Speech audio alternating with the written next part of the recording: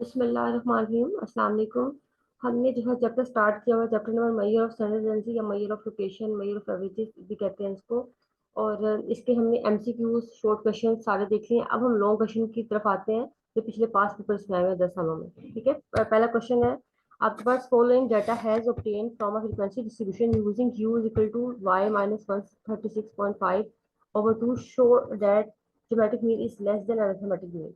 अब ये क्वेश्चन जो है ना यहाँ पे कंप्लीट नहीं है, बस आपको यहाँ पे देखिए ए की वैल्यू गिवन है। ठीक है, यहाँ पे इन्होंने ए बता दिया, ए होता है ना यहाँ पे एक्स माइनस ए या वाई माइनस ए, और नीचे एच गिवन है। डाटा फ्रीक्वेंसी डिस्ट्रीब्यूशन का कहाँ पे है, यानी कि हमारे पास एक्स और एफ वो कहाँ पे है, वो तो है नहीं यहाँ पे गिवन, यानी कि ये क्वेश्चन मिसिंग है।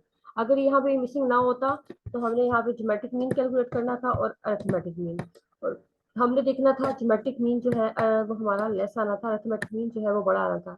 अकॉर्डिंग टू रिलेशन हमारा ये रिलेशन बनता है ना, arithmetic mean is greater than geometric mean और geometric mean is greater than harmonic mean, ये रिलेशन बनता है ना ज्योमेट्रिक मीन। और इसके बाद फिर आता है हार्मोनिक मीन।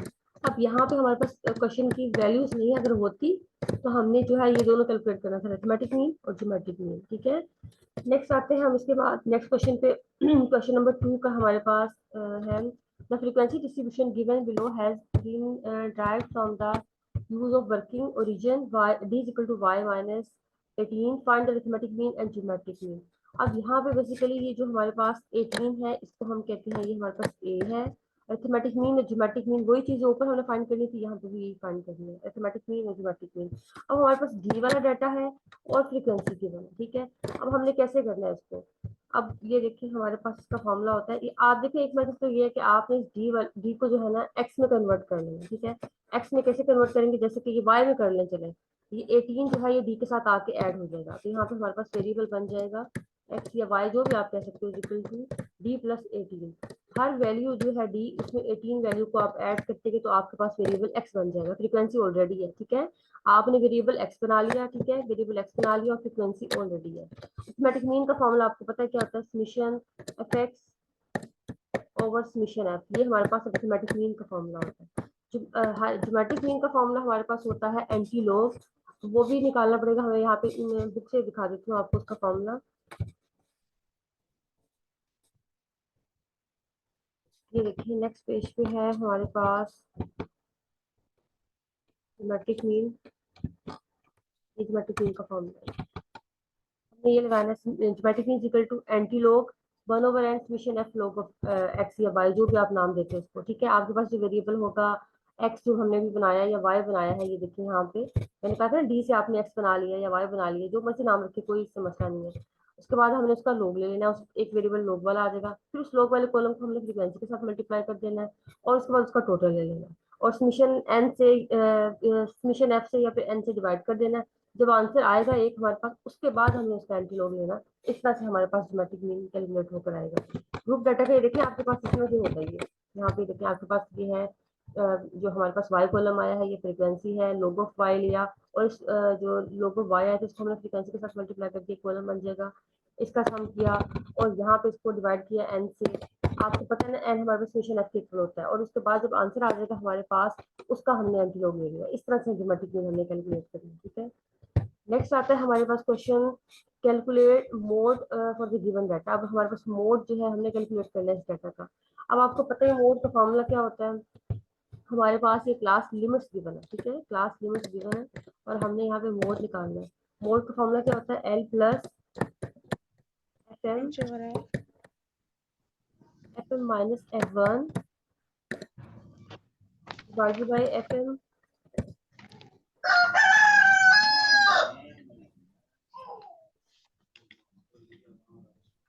इसको म्यूट कर लें सब।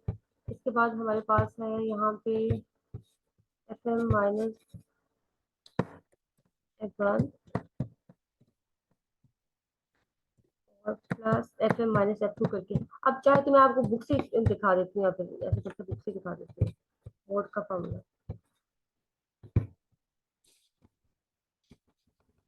आपकी आगे जाके इसकी मैं कोशिश करी वहीं से लिख के दिखा दूँ। मोड इसमें यहाँ पे आपके पास क्वांटाइज के बाद आएगा ये है मोड का formula, L plus F M minus F one over F M minus F one plus F M minus F two multiply by H. अब यहाँ पे हमें एल का मतलब क्या होता है, क्लास बाउंड्रीज बनानी है, हमें क्या करना है, क्लास बाउंड्रीज बनानी है। एफ एम का मतलब क्या है, हाईएस्ट फ्रीक्वेंसी या मैक्सिमम फ्रीक्वेंसी, जैसे कि 17 है। एफ वन का मतलब है हाईएस्ट फ्रीक्वेंसी की प्रीवियस वैल्यू, एफ टू का मतलब है हाईएस्ट फ्रीक्वेंसी की नेक्स्ट वैल्यू, और एच का मतलब क्या है कि इनके दरमियान में इंटरवल कितना चल रहा है। तो वो 0.5 का इंटरवल चल रहा है इनके दरमियान में, ठीक है। ये 5 नहीं, यहाँ पे 0.5 है। इस तरह से हमारे पास ये मोड भी निकल आएगा इस क्वेश्चन का, आसान है क्वेश्चन। और नेक्स्ट आते हैं क्वेश्चन नंबर 4 पर। A variable is obtained from a variable x by equation y is equal to 10 minus 2x. Determine the y values when x values are these. Ensure that these। अब ये भी आपकी book का question है basically. इसमें क्या किया उन्होंने, आपके पास एक वेरिएबल x था, ठीक है, जो भी इसकी वैल्यू है वो लिख ली। हमने नया वेरिएबल बना लिया y वेरिएबल हमारे पास क्या है, 10 - 2x। 10 - 2x करके हमने एक नया वेरिएबल बना लिया, जिसकी पहली वैल्यू हमारे पास यहाँ पे है -3, नेक्स्ट है हमारे पास -2 और -1, तो इस तरह से वैल्यू चल रही है। अब यहाँ पे मैं -3 रखती हूँ एक्स की जगह पे, -3 को मल्टीप्लाई किया -2 से, तो बन जाएगा 6। 6 10 में ऐड होकर आ जाएगी पहली वैल्यू 16। नेक्स्ट -2 इसमें मल्टीप्लाई किया तो 2 2 का 4 और माइनस माइनस प्लस हो जाएगा, तो ये बन जाएगी 14। नेक्स्ट वैल्यू है 1, 1 को यहाँ पे रखा तो ये बन जाएगा 2 और ये बन जाएगी 12। नेक्स्ट हमारे पास वैल्यू है 0, 0 को रखा यहाँ पे तो ये बन जाएगा 10। सो इस तरह से आपकी y वेरिएबल की जनरेट होता रहा, x आपके पास ऑलरेडी था। आपने शो दैट करना है कि जो y वेरिएबल का मीन है वो x वेरिएबल के इस रिलेशन के अकॉर्डिंग है। तो आपने यहाँ पे क्या करना है, इसका मीन भी निकाल लेना है, ग्रुप डाटा का इसका मीन भी निकाल लेना है, और ये देखना है कि इस वाले रिलेशन में पुट करना है, तो देखना है ये दोनों बराबर आ रहे हैं। तो आप देखेंगे कि हमेशा बराबर ही आएंगे। मीन जो है वाई वेरिएबल का मीन जो होगा, वो आपने एक्स वेरिएबल को 2 के साथ मल्टीप्लाई किया, 10 से माइनस किया, तो इसके बराबर आएगा। इस तरह से दोनों मीन क्या हो जाएंगे, बराबर हो जाएंगे। ये क्वेश्चन आपने कर लेना है, ये शॉर्ट में भी आ जाता है और लॉन्ग में भी लिखे आया हुआ है पार्ट। आपको पता है लॉन्ग में दो दो पार्ट बने होते हैं, पार्ट ए पार्ट बी, तो इस तरह से छोटे क्वेश्चन को भी वो बना लेते हैं लॉन्ग में। आता है question number 5, find the quartiles from the following ungroup data. अभी आपके पास अनग्रुप डाटा है, आपने इसका क्वार्टाइल्स फाइंड करना है। अब क्वार्टाइल्स में उन्होंने मेंशन नहीं किया कि आपने क्वार्टाइल फर्स्ट करना है, सेकंड करना है या थर्ड करना है। तो अब ये आपने खुद देखना है कि आपने कौन कौन से करने हैं। अब देखो जैसे कि ये अनग्रुप डाटा है हमारे पास, यहाँ पे हमने इसका क्वार्टाइल्स फाइंड करना हो तो क्या करेंगे हम, ये हमारे पास देखें ये ग्रुप डाटा है। अब अनग्रुप डाटा को देखते हैं हम यहाँ पे, जैसे कि देखिए ये डाटा आई थिंक ये आपके बुक में उन्होंने एग्जाम्पल में लिया हुआ है, देखिए 84.60 ये सारी वैल्यूज यही है। अब एग्जाम्पल देखिए आया, पेपर में एग्जाम्पल आई, आपने क्या किया, सबसे पहले तो डाटा को अरेंज कर लिया, द ऑर्डर स्टैटिस्टिक डाटा को अरेंज कर लिया, यही वाला क्वेश्चन था। फिर Q1 निकाला हमने, Q1 का हमारे पास फॉर्मूला है जो मैंने आपको बुक पे लिखवाया था, n+1/2। Q1 है तो n+1/4 वैल्यू करके, Q2 है तो n+1/2 इंटू n+1/4 करके, और अगर 3 वाला है तो 3 इंटू n+1/4 करके आपने ये निकाल लेने हैं तीनों। और यहाँ से आपके पास Q1 Q2 और Q3 आ जाएंगे, क्वार्टाइल्स हमें तीनों निकाल के बता देंगे, ठीक है। नेक्स्ट आता है question number 6, calculate geometric mean for the following frequency distribution. अब आपके पास एक्स है और एफ है, ऑलरेडी गिवन एक्स, आपको एक्स जो है बनाना नहीं पड़ा। तो आपने क्या करना है, वो जो हमने फॉर्मूला भी पढ़ा था, anti log summation F log of x over summation F कर लें, एन कर लें, जो भी कर लें उसके अकॉर्डिंग आपने ज्योमेट्रिक मीन को कर लेना, ठीक है। ये आपकी बुक से फॉर्मूला है। देखो जो है वैल्यूज अनसीन भी हो तो आप इसको कर सकते हैं, आपको फॉर्मूला याद होना चाहिए, सबसे बड़ी बात है इसमें। नेक्स्ट आता है इसके बाद क्वेश्चन नंबर 7। अभी हमने मोड को देखे कैसे निकालते हैं। सबसे पहले तो हमने जो हमारे पास ये गिवन है, ये क्लास बाउंड्रीज गिवन है, देखिए 6 है, यहाँ पे भी 6 है, 8 है तो 8 है। बेसिकली आपको क्लास बाउंड्रीज गिवन है, तो इस क्वेश्चन में आपको बस जैसे आपने फॉर्मूला लिखना है। मैक्सिमम फ्रिक्वेंसी आपकी है 182, ठीक है। इस 182 वाली क्लास को कंसीडर करना है, इसकी लोअर वैल्यू आपकी एल बन जाएगी, ये एफ एम बन जाएगी, इसकी प्रीवियस वैल्यू F1, इससे नेक्स्ट वैल्यू F2, इस तरह से, और एज इनके दरमियान में चल रहा है, आई थिंक सो 2 का एज चल रहा है, एज हमारे पास 2 आ जाएगा। इस तरह से आपके पास सारी वैल्यूज आ जाएंगी, तो आप मोड कैलकुलेट कर सकते हैं। आसान है क्वेश्चन, आपके दो दो पार्ट बने हुए होते हैं, तो इसलिए आसान सा नहीं होता है, तो मुश्किल नहीं होता। नेक्स्ट है question number 8, calculate median and mode from the following data. अब वही देखो डाटा जो ऊपर था वही डाटा है हमारे पास, इसका हमने क्या कैलकुलेट करना है। हमने देखो ये डिफरेंट पहले आया था मुल्तान बोर्ड और डीजी के में, अब यहाँ पे देखो लाहौर बोर्ड में भी आया हुआ है, डिफरेंट बोर्ड, मतलब डाटा एक दूसरे का यूज कर लेते हैं डिफरेंट बोर्ड। अब यहाँ पे क्या किया हमने, जो है हमारे पास क्लास बाउंड्रीज ऑलरेडी बनी हुई है, फ्रीक्वेंसी है, मीडियन के लिए हमें क्या करना पड़ता है, कम्युलेटिव फ्रीक्वेंसी निकालनी पड़ती है। मोड के लिए तो ऊपर वाला हमने देख लिया ना, मीडियन के लिए लेकिन हमें क्या करना पड़ेगा, यहाँ पे कम्युलेटिव फ्रीक्वेंसी बनानी पड़ेगी। ठीक है, एक कम्युलेटिव फ्रीक्वेंसी का कॉलम बन जाएगा, और एक हमारे पास जो है क्लास बाउंड्री ऑलरेडी गिवन है, और फ्रीक्वेंसी। अब यहाँ से हमने एक तरह से Q2 निकालना है, तो Q2 का फॉर्मूला हम देख लेते हैं कैसे करेंगे हम। Q3 है ये Q2, मीडियन भी कहते हैं ना इसको। हमारे पास ये फॉर्मूला L+H/F, यहाँ पे आ जाएगा 2n/4 - c। ठीक है, n/2 भी कर सकते हो या 2n/4 भी कर सकते हो, आपकी अपनी मर्जी है। अब यहाँ से सबसे पहले तो हम n/2 निकालते हैं, उस n/2 को फिर हम देखते हैं। हमारे पास कम्युलेटिव फ्रीक्वेंसी में जहाँ लाई करता है उसके सामने वाली क्लास को लोअर कहते हैं, उसके सामने क्लास को फ्रीक्वेंसी। एक हमने ले लिया इंटरवल, और सी हमारे पास आ जाता है प्रीवियस वैल्यू। ठीक है, इस तरह से हमने जो है ये कर ली, सारी वैल्यूज को लेकर हम सब्स्टिट्यूट करेंगे, हमारे पास मीडियन कैलकुलेट होकर आ जाएगा। और मोड आपने भी पहले देख लिया। नेक्स्ट आता है इसके बाद question number 9, reciprocal of 8 values of x 0.667 0.1। ये आपके एक्सरसाइज का क्वेश्चन है। फाइंड द मीडियन और फ्रॉम द फॉलोइंग डाटा। अब आपके पास रेसिप्रोकल ऑफ वैल्यूज गिवन है, यानी कि आपके पास 1/x वाली वैल्यूज गिवन है, 1/x। आपने मीडियन फाइंड करना होता है एक्स वैल्यूज का। अब आपने इन 1/x वाली वैल्यूज को एक्स में कन्वर्ट किया इनवर्स लेकर। ठीक है, अब हमारे पास जब एक्स में वैल्यूज आ जाएंगी, फिर उसके बाद हमने क्या करना है, इसका मीडियन लेना है। तो मीडियन कैसे करते हैं हम, मीडियन तो हम अरेंज डाटा को कर लेते हैं। ठीक है, अब find the median from the following data. अगर उन्होंने कहा है इसी डाटा का मीडियन लेना है, तो हमें इसी डाटा को अरेंज करके निकालेंगे मीडियन। अगर उन्होंने कहा है कि एक्स वैल्यूज का निकालना है, तो इसका मतलब है हम इन एक्स वैल्यू को वो करेंगे, इन्वर्स करेंगे। तो यहाँ पे उन्होंने मेरे ख्याल में find the median from the following data, उन्होंने ये नहीं कहा कि आप वैल्यूज एक्स वैल्यूज का निकालें, तो आप इन्हीं डाटा को अरेंज करेंगे। ठीक है, और आपके पास मिडिल वाली वैल्यू आपका मीडियन बन जाएगी। अब मीडियन का फॉर्मूला तो पता है ना आपको, n+1/2th वैल्यू। अब जो उससे जो उसके अकॉर्डिंग जो वैल्यू बनती है दरमियान वाली अरेंज डाटा की, अपने वो ले लेनी है, वो आपका मीडियन हो जाएगी। नेक्स्ट है question number 10, calculate mean median and mode. अब आपके पास अनग्रुप डाटा है, तो आपने तीनों कैलकुलेट करना है, मीन मीडियन मोड। मीन का फार्मूला क्या होता है आपके पास, आपको पता है समीशन x/n फार्मूला है इसका, समीशन x/n। मीडियन का फार्मूला क्या है, आपने डाटा को अरेंज किया और मिडिल वैल्यू ले ली अपने डाटा की। ठीक है, n+1/2 फार्मूला के थ्रू अनग्रुप का ये होता है। मोड के लिए क्या होता है, मोस्ट रिपीटेड वैल्यू। अब आपने यहाँ अपने डाटा में देखना कि कौन सी वैल्यू जो है वो बार बार रिपीट हो रही है। तो आपके डाटा में देखो ये वाली वैल्यू बार बार रिपीट हो रही है आई थिंक, और इसके अलावा कोई वैल्यू रिपीट नहीं होगी, इसका मतलब मोड आपका 51.2 हो जाएगा। इस तरह से आपने इसका मोड भी कैलकुलेट कर लिया। नेक्स्ट क्वेश्चन है हमारे पास 11, find the mode for the following data. Same वही चीज दोबारा से आ गई, पहले तो आपने क्लास बाउंड्रीज बनानी है आपकी। ठीक है, आपने क्लास एल यूज करना होता है ना, lower class boundary. Class boundaries बना ली, क्लासेस फ्रीक्वेंसी आपको ऑलरेडी गिवन है। हाईएस्ट फ्रीक्वेंसी जो आपकी FM बन जाती है, प्रीवियस आपकी F1 बन जाती है, और नेक्स्ट वाली आपकी F2 बन जाती है। इसके अकॉर्डिंग आपने सारी वैल्यूज को लिया, और एज आपके पास यहाँ पे 10 है, तो सारी वैल्यूज को सब्स्टिट्यूट किया, आपके पास मोड आ जाएगा। नेक्स्ट इसके बाद question number 12, reciprocal of Y values are given. आपके पास रेसिप्रोकल है, calculate harmonic mean of the data. आपने हार्मोनिक मीन कैलकुलेट करना है इस डाटा का, यानी कि आपको 1/x वाली वैल्यूज ऑलरेडी गिवन है, तो आपको यहाँ पे करनी नहीं पड़ेगी हार्मोनिक मीन के लिए। हार्मोनिक मीन का फॉर्मूला सिंपल आप लगाएंगे एन, और इन वैल्यूज का सम कर लेंगे, एन ओवर समीशन 1/x करके आपके पास हार्मोनिक मीन आ जाएगा। ठीक है, आपको वैल्यूज का रेसिप्रोकल नहीं लेना पड़ेगा। और ये लाहौर बोर्ड और डिफरेंट बोर्ड में यही डाटा देखिए यूज करके आया हुआ है।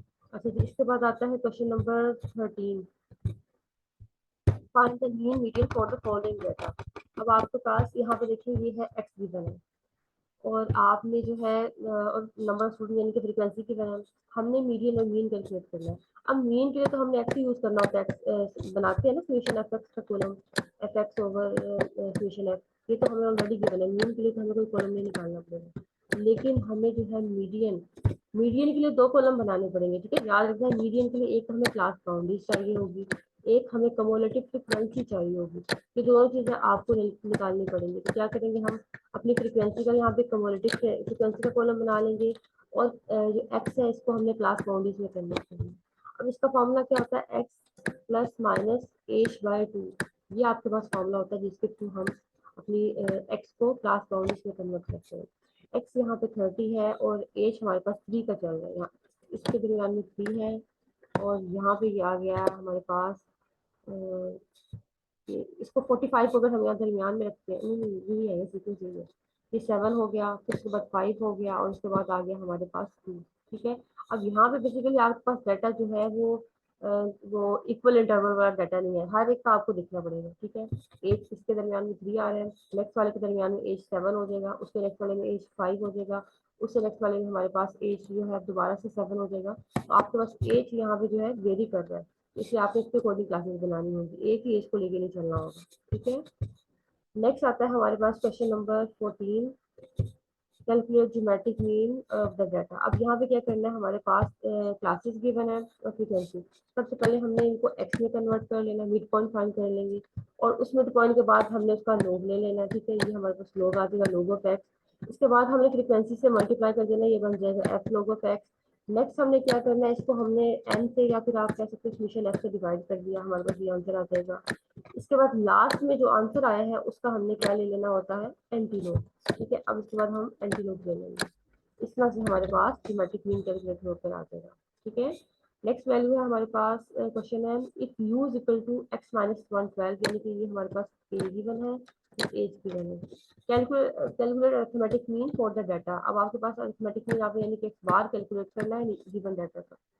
अब आपके पास दो मेथड है, चाहे तो आप इसको एक्स में कन्वर्ट करके उसमें से कर लें, और चाहे आप ये जो यू वाला मेथड है, इससे आपने क्या करना है, यहाँ से आप समीशन एफ यू बनाएंगे, कॉलम आपका समीशन एफ यू बन जाएगा, और नीचे आपका समीशन एफ आ जाएगा फ्रीक्वेंसी, ठीक है। और क्या करेंगे हम साथ, आपको पता है ए को जो है हम ऐड करते हैं और एज को हम मल्टीप्लाई करते हैं, ये हमारा बेसिकली फॉर्मूला होता है अरिथमेटिक मीन का यू वाले केस में। तो हमने ये वाला फॉर्मूला लगा लेना, क्या करेंगे, यहाँ पे एफ यू का बस एक कॉलम बनाना है आपने, एफ यू का कॉलम बन जाएगा आपका मल्टीप्लाई करके, और ये आपने समीशन एफ तो आपके पास आ ही जाएगा ना, फ्रीक्वेंसी का सम, और ए आपने यहाँ पे ऑलरेडी गिवन है, एज भी आपको गिवन है, ये सारी वैल्यू सब्स्टिट्यूट करेंगे तो आपके पास कोडिंग वाले मेथड के थ्रू अरिथमेटिक मीन कैलकुलेट होकर आ जाएगा। नेक्स्ट क्वेश्चन है क्वेश्चन नंबर हमारे पास 16, तो देखते हैं इसमें क्या है हमारे पास। Find the lower and upper quartile from the data given below. आपके पास टाइम गिवन है और number of customers, frequency given है। अब आपने क्या करना है, लोअर अपर Q1 निकालना है और Q1 कैलकुलेट करना है, और Q3, ठीक है। Q1 और Q3 हमने जो है ग्रुप डाटा की कोडिंग इसको कर लेना है। आपको पता है इसका फॉर्मूला क्या होता है, जो आपके पास हमारे पास जो अभी हमने देखा था ग्रुप डाटा का फॉर्मूला पिछले, ये देखिए ये फॉर्मूला हमारे पास था Q2 का, और Q1 का फॉर्मूला ये है L plus H over F N by 4 minus C, ठीक है। क्लास बाउंड्रीज और मल्टीप्लिकेशन निकालनी पड़ेगी। Q3 का फॉर्मूला है हमारे पास L plus H over F 3 N by 4 minus C, इस तरह से करेंगे हम। इस तरह से सारा हमने जो है Q1 Q3 निकाल के उनको दे दिया। नेक्स्ट क्वेश्चन हमारे पास question number 17, the mean rate of 45 boys is 120, ठीक है। अब यहाँ पे क्या है आपके पास, बॉयज कितने मिस जी एंड हमारे मिस जी हाँ जी, अपर क्वार्टाइल का मतलब है Q3 फाइंड करना है, Q3 का फॉर्मूला लगाना है। हाँ अपर का मतलब होता है Q3 और लोअर का मतलब होता है Q1। जी मिस। ठीक है, ये हमारे पास 45 बॉयज हो जाएंगे, 120 हमारे पास मीन हो गया उसका। नेक्स्ट उनका 37 गर्ल्स, यानी कि N2 हमारे पास 37 है, और यहाँ पे X बार 2 हमारे पास क्या है 116, ये हमारे पास 116 आ गया, यानी कि हमारे पास दो N1 है, दो N2। नेक्स्ट उनका 5 टीचर, यानी कि N3 भी है हमारे पास, टीचर्स का भी करना है। N3 हमारे पास 5 टीचर है और X बार 3 आ जाएगा, ठीक है। तीनों का आ गया, हमारे 3 मीन आ गए और 3 N आ गए। अब वो कहते हैं calculate mean rate of boys girls and teacher, यानी कि उन्होंने यहाँ पे ये नहीं कहा कंबाइंड मीन निकाले, लेकिन उन्होंने कहा है उनका ये मीन फाइंड करें। तो हमें ऑलरेडी पता है कि ये हमारे पास जब भी इस तरह का क्वेश्चन आता है तो हमने जो है कंबाइंड मीन फाइंड करना होता है, ठीक है। कंबाइंड मीन आपके कैसे फॉर्मूला होता है, कंबाइंड मीन का यहाँ पे बार सी जैसे कि मैं लिखती हूँ, तो क्या होता है N1 एक्स बार 1 प्लस N2 एक्स बार 2 प्लस तीसरा जो टीचर वाला भी आ जाएगा N3 और जो आपका कंबाइंड इनका फॉर्मूला है वही, कोई चेंजिंग नहीं, और नीचे तीनों एन आ जाएंगे N1 plus N2 plus N3, ठीक है। ये तीनों हमारे पास नीचे आ जाएंगे डिनोमिनेटर में। अच्छा, आपने इन क्वेश्चन की प्रैक्टिस करनी है, तो आप देखो कि आप एक्सरसाइज से क्वेश्चन आए, अनसीन क्वेश्चन आए, कहीं से भी क्वेश्चन आए, आप उसको अटेम्प्ट कर सकते हैं। आपने इन सारों को कंप्लीट कर लेना है। अब ये हमारे पास कंबाइन मीन का फॉर्मूला आ गया, सारी वैल्यूज को सब्स्टिट्यूट किया तो कंबाइन मीन आ जाएगा हमारे पास, ठीक है। नेक्स्ट क्वेश्चन है हमारे पास, क्वेश्चन काफी ज्यादा है, इसको आज मैंने वाइंड अप करना है। इसके कितने क्वेश्चन है टोटल, 58 क्वेश्चन है, जल्दी जल्दी देखते हैं। नेक्स्ट है find the arithmetic, find the mean from the following data. आपने मीन फाइंड करना है इस डाटा का। आपके पास यहाँ पे क्लास बाउंड्रीज गिवन है और फ्रीक्वेंसी गिवन है। तो हमने क्या करना है, इसका एक्स निकाला, summation F x over summation F करके हमारे पास स्क्रीन का प्रॉब्लम आ गया, रिपीट हो रहा है। मीडियन के लिए हमने क्या करना है, हमने इसकी सबसे पहले क्लास बाउंड्रीज बनानी है, कम्युनिटी फ्रीक्वेंसी निकालनी है, और मीडियन का फॉर्मूला जो हमारे पास होता है Q2 का, ये वाला ग्रुप डाटा वाला फॉर्मूला लगाना है, ठीक है, L plus H over F N by two minus C. Next आता है हमारे पास question number 20, average of four man. Four man का मतलब है कि हमारे पास N1 हो जाएगा 17 पर आवर, ये हमारे पास x बार 1 हो जाएगा। What is the average ways of further six man, six man का मतलब यहाँ पे ये N2 हो जाएगा man, if the average weight of all the man 10 man is 20। इस क्वेश्चन में क्या है, आपके पास कंबाइन मीन जो है ऑलरेडी गिवन है, यानी कि आपने कंबाइन मीन दो बनाया ना, N1 x बार 1 प्लस N2 x बार 2, में N1 और प्लस N2 इस तरह से आ जाएगा। अब क्या होगा, यहाँ पे कंबाइन मीन आपको गिवन है, आपने यहाँ पे कह दिया कंबाइन मीन है हमारे पास 20 आपने कंबाइन मीन की वैल्यू रख दी, और नीचे आप उन्होंने कह दिया 10 जो था उसका, इस तरह से आपने 10 लिख दिया, 6 प्लस 4 10 ही होता है। और N1 हमारे पास है 4 इंटू 17। नेक्स्ट हमारे पास N2 है, N2 हमारे पास है 6 इंटू एक्स बार 2, हमने एक्स बार 2 को फाइंड करना है। अब इसको आप फाइंड कर सकते हैं ना, सबसे पहले तो आपने क्रॉस मल्टीप्लिकेशन की, यहाँ पे ये 20 के साथ मल्टीप्लाई हो जाएगा, फिर 4 और 17 को मल्टीप्लाई किया, वो जो भी आती है वाली यहाँ जाके माइनस कर देंगे। अब यहाँ से 6 से इसको जाके डिवाइड कर देंगे, यहाँ से आपके पास एक्स बार 2 कैलकुलेट ऊपर आ जाएगा। मल्टीप्लिकेशन करके रीअरेंज करके डाटा को इस तरह से आपको निकाल लेना है एक्स बार 2, ठीक है। देखिए कभी कभी आपको एक्स बार 2 का, यानी कि कभी कभी आपको कंबाइन मीन कह देते हैं निकालने को, और कभी कभी कंबाइन मीन देने के बाद कह देने किसी भी एक्स बार 1 एक्स बार 2 को कहते हैं कि दरमियान में से फाइंड करके बता दें। तो आपने इस तरह इस क्वेश्चन को कंप्लीट कर लेना, ठीक है। फिर नोट डाउन कर लें फॉर्मूले को और सारी वैल्यू सब्स्टिट्यूट करना है, और क्रॉस मल्टीप्लिकेशन करके आपके पास रिजल्ट आ जाएगा। नेक्स्ट है हमारे पास क्वेश्चन नंबर 21, टाइम कमर। हमने सारे क्वेश्चन को कंप्लीट करना, calculate the theoretic mean for the following data. अब आपके पास यहाँ पे क्या है, क्लासेस गिवन है और फ्रीक्वेंसी। अरिथमेटिक मीन के लिए क्या करना होता है, एक्स निकालना है और summation F x over summation F कर लेना उसके अकॉर्डिंग, बस आसान है ये, देखो चीज बार बार रिपीट हो रही है।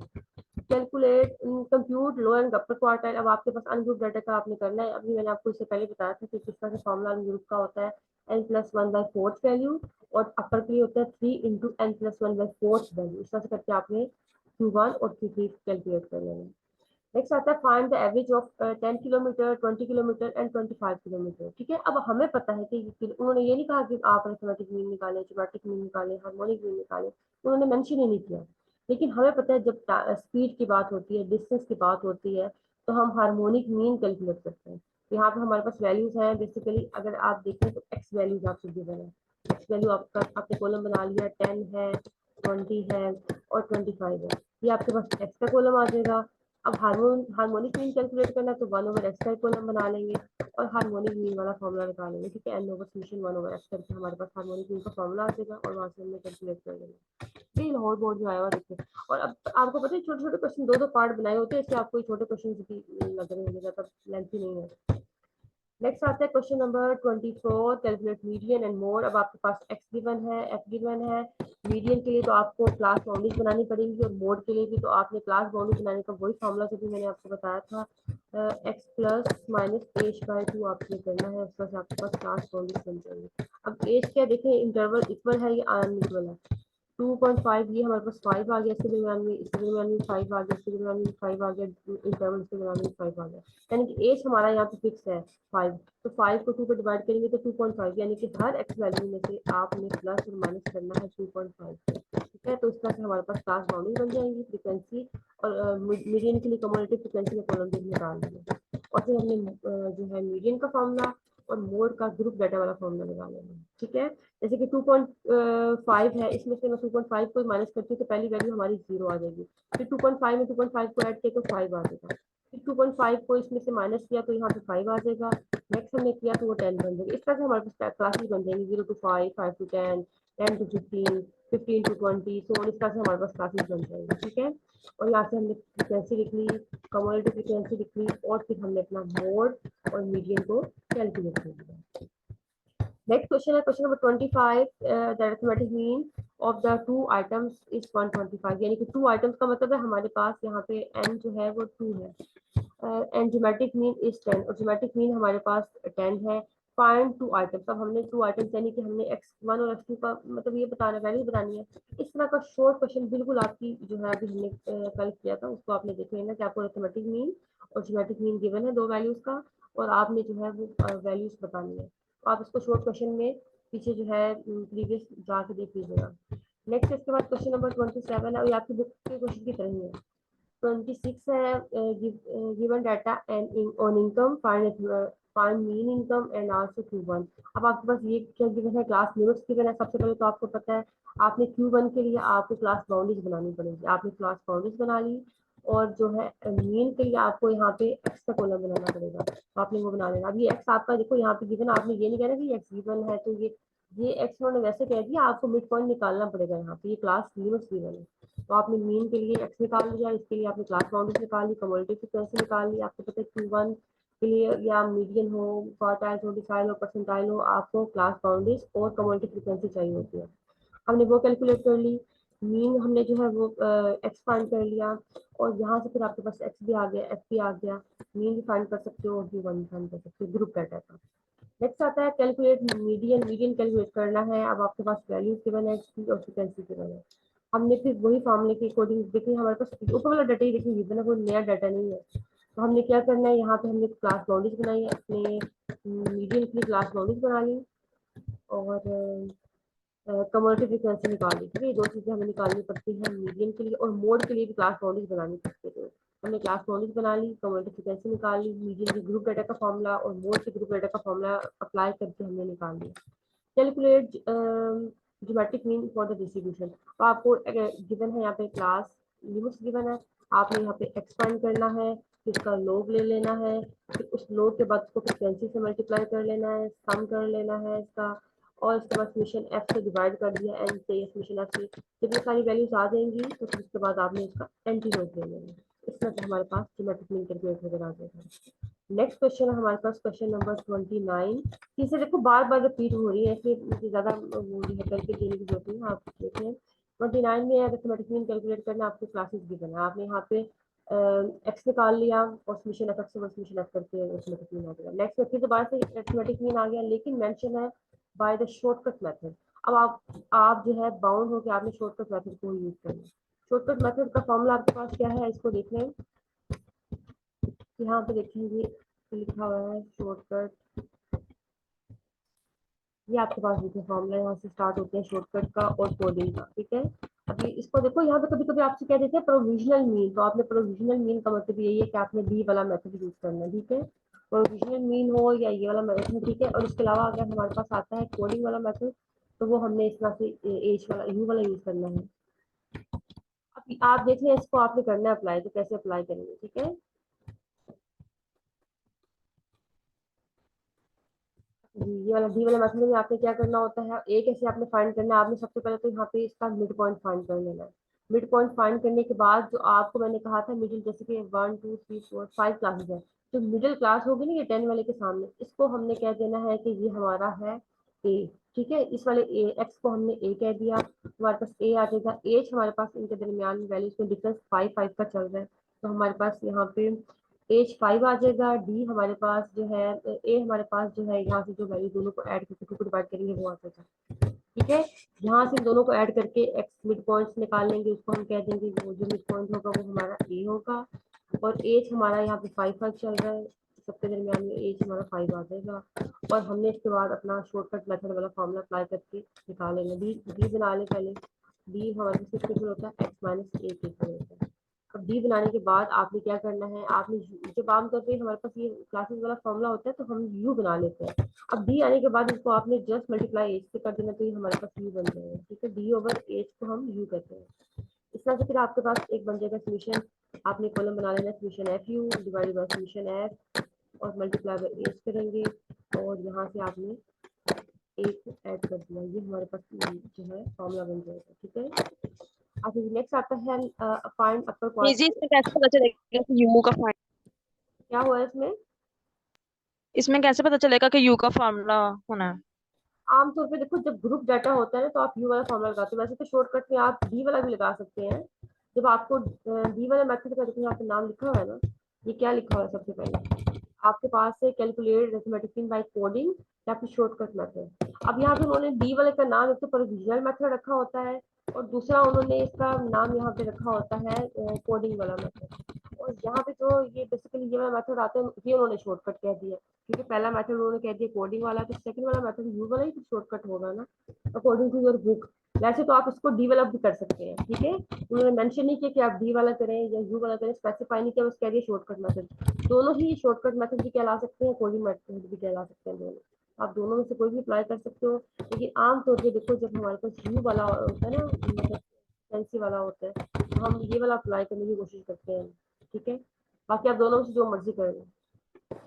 अच्छा जी, देखो अब उन्होंने यहाँ पे अप्लाई किया डी वाला किया, देखो शॉर्टकट मेथड उन्होंने यहाँ पे डी वाला किया। जब आपके पास अनग्रुप डाटा हो तो आप आमतौर पर डी वाले मेथड को प्रैक्टिस कर लेते हैं। आप ये देखो ये यहाँ पे भी इन्होंने डी वाला मेथड किया, तो आप डी वाला मेथड कर लो, कोई मसला नहीं है, ठीक है। नेक्स्ट आता है